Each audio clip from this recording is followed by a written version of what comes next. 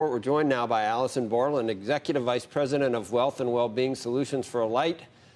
She is spearheading the launch of the Retirement Clearinghouse's auto portability program. Also joining us is Robert Johnson, founder and chairman of RLJ Companies and a majority owner of Retirement Clearinghouse. So there's the connection there. And Bob, this is something for a long time that has been an interest of yours, and that is the retirement plans and the savings and the ability of minority participants in these things to build up the same type of savings and assets of that we kind of take for granted. And this is a problem. And it seems like it should have been built in all along, because if you do change jobs, by definition, it seems like that money isn't kept in a 401k. It either goes into an IRA where you can only invest in fixed income, really, I think, in a safe harbor IRA. So why isn't this? Seems like a no-brainer.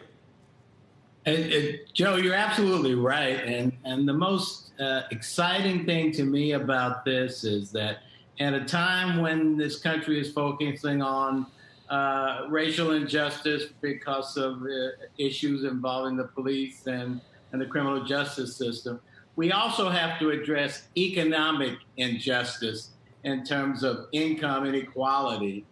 And this program, Retirement Clearinghouse, has pioneered with an enlightened labor department that moved the deregulation forward to make this possible, is a way of dealing directly with the income gap between black families and white families. African Americans and black Americans cash out at a level of about 63%. Cashing out when they move from job to job. If auto portability were adopted on a national basis, and to what Andrew mentioned about the big record keepers, along with Alight, who's joining with us today and being the first, this would put approximately $191 billion of retirement savings into the pockets of black Americans.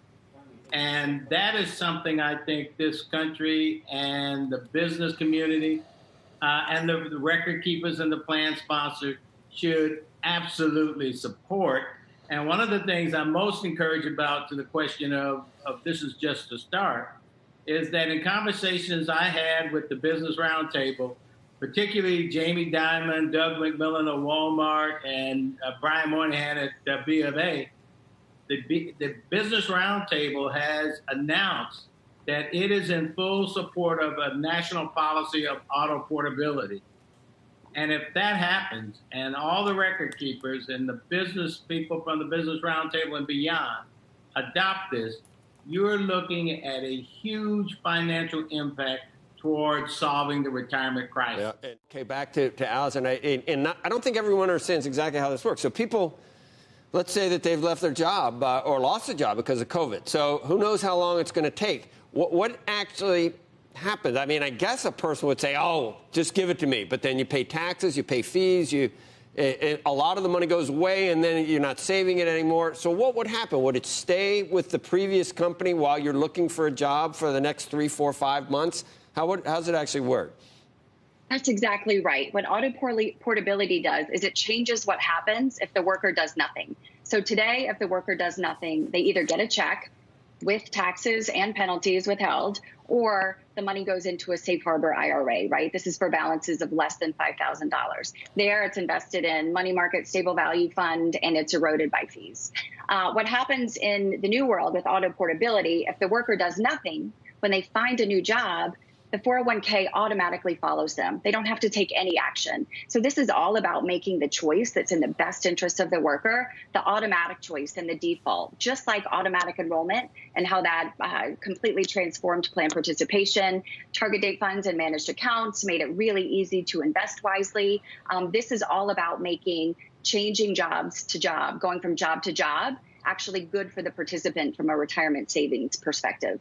Well, it just sounds like it's a pain, and that's why it hasn't been done. I guess it's expensive, but why wouldn't this be something that you would, because it's a pain, right? I guess that's why. But you're going to make it possible to do it in much much easier to do.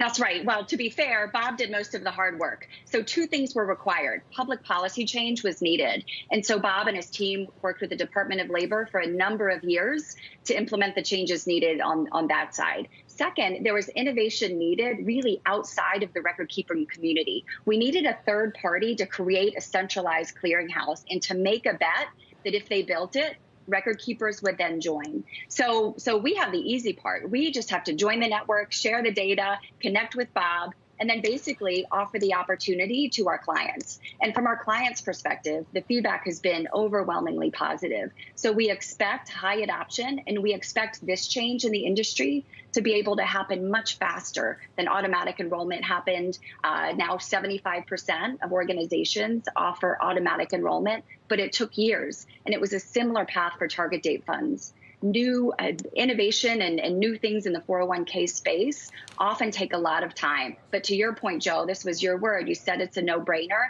That's how we're thinking about this opportunity. It just took several years of work, focus, and innovation by Bob and his team.